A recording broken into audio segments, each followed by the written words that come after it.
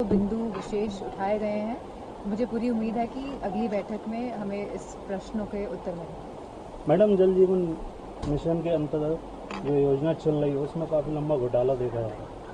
जिस तरीके से 98% सदन में जो कार्रवाई की बात कही है वो 46% धरातल पे है, तो इतने बड़े भ्रष्टाचार किस तरीके से आगे? हमने ये संज्ञान में लाए हैं और कहा भी है कि बहुत सारी सड़कें ऐसी हैं जो तोड़ दी गई हैं और बहुत कम जल जीवन मिशन के तहत जितने गांवों को प्रमाण पत्र देना चाहिए था उतना प्रमाण पत्र नहीं मिले हैं। बहुत ही मुझे लगता है 82% प्रमाण पत्र अभी तक नहीं मिले हैं।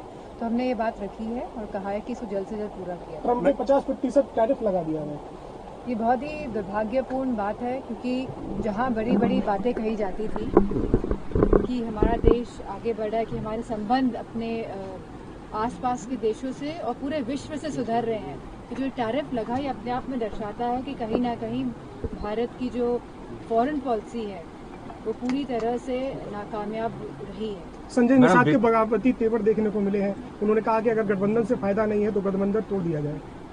ये तो उनके आपस की बात कर सकते हैं। मैडम, बिहार में चुनाव है और वोट चोरी का मुद्दा विपक्ष लगातार उठा रहा है। ये लगातार पूरे संसद में SIR का मुद्दा हम लोगों ने, पूरे विपक्ष ने मिलकर उठाया और मुझे जिस तरह से डिटेल्स पता चली हैं कि जहां वोट बढ़ाए जाते हैं, जहां वोट कटाए जाते हैं, जहां शासन और प्रशासन का प्रयोग किया जाता है, कहीं ना कहीं डेमोक्रेसी को डिस्टेबलाइज करने में पूरा भारतीय जनता पार्टी की सरकार लगी हुई है। मैडम, अनादित कुलदीप दीक्षित मैडम सर जब से सरकार आई है बीजेपी की तब से लेकर अभी तक मैडम इन्होंने क्यों नहीं ओपन किया चोरी वाला? मैडम, क्योंकि लगातार जब हम गांव में जाते हैं, लोगों के संपर्क में आते हैं, लोग कहते हैं हम वोट तो देते हैं लेकिन हमारा वोट कहाँ चला जाता है। हम चाहते हैं तो आप लोग आए सरकार में, लेकिन वोट देते हैं लेकिन वोट कहाँ चला जाता है। तो अब पूरी पारदर्शिता से ये समझ आ रहा है कि भारतीय जनता पार्टी हर हथकंडे अपनाती है और सभी इंस्टीट्यूशंस का प्रयोग करके कहीं ना कहीं हमारे संविधान और हमारे डेमोक्रेसी जो प्रजातंत्र है उसको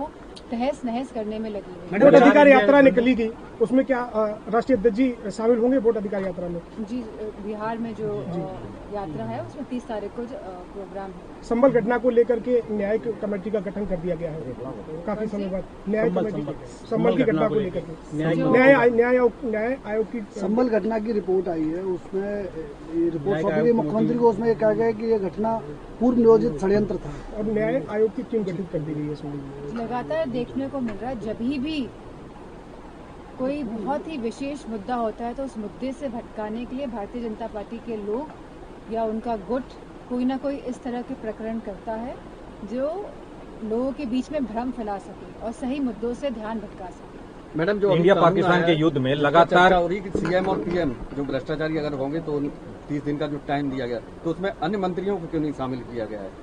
नहीं, हमें सोचना पड़ेगा कि इस तरह का अधिनियम लाया क्यों गया, विधेयक क्यों लाया गया संसद के अंदर।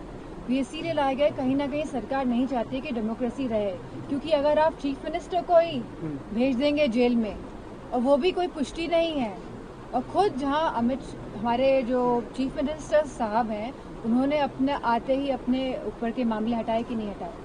मैडम, बहुत महत्वपूर्ण महत्वपूर्ण का सवाल है। 54 दिन से हमारी विधि के प्रहरी, उन्होंने कहा कि ट्रंप ने मोदी को धमकी दी थी अपना कारोबार बंद कर देंगे, जिसपे मोदी को 24 घंटे का अल्टीमेटम दिया था ट्रंप ने, और जिसमें 5 घंटे में मोदी जी ने वो युद्ध रोक दिया।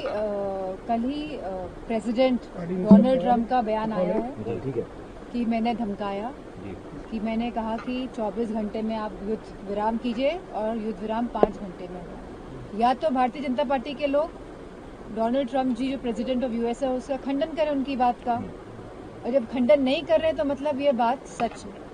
अच्छा, ये स्वीकार रहे हैं इस बात को, अपने आप में दर्शाता है। आम आदमी पार्टी के राष्ट्रीय संयोजक अरविंद केजरीवाल ने कहा है कि अमेरिका ने 50% टैरिफ लगाया तो भारत को भी 100% टैरिफ अमेरिका पे लगाना चाहिए। बहुत ही सोचने वाली बात है, क्योंकि कहीं ना कहीं इसका जो इफेक्ट है वो पूरे देश में नजर आएगा, जहाँ बेरोजगारी बढ़ेगी, जहाँ हैंडीक्राफ्ट्स में है, और अलग 50% बहुत मायने रखता है देश के लिए, और ये दर्शाता है कि भारतीय जनता पार्टी की सरकार पूरी तरह से मैडम अभी कुछ ही टेक्सटाइल्स में भी है, ब्रास के वर्क में है, हैंडीक्राफ्ट्स में है, कार्पेट्स में है आपके, और बहुत सारी चीजों में उन्होंने टैरिफ बढ़ाया। मैडम, अभी पार्लियामेंट खत्म हुआ है और अभी एक चीज पहली बार इतिहास में देखा गया है कि संसद में वोट चोर गद्दी छोड़ प्रधानमंत्री के लिए बोला गया। क्या लगता है, कितना आपको उचित लगता है प्रधानमंत्री के लिए इस तरह की भाषा?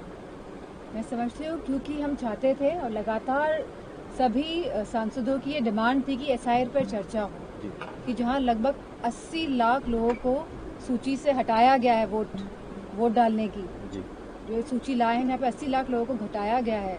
तो कहीं ना कहीं सांसदों में भी आक्रोश था कि आखिरकार ये क्यों हो रहा है और क्यों ये सरकार नहीं चाहती है कि संसद में चर्चा हो।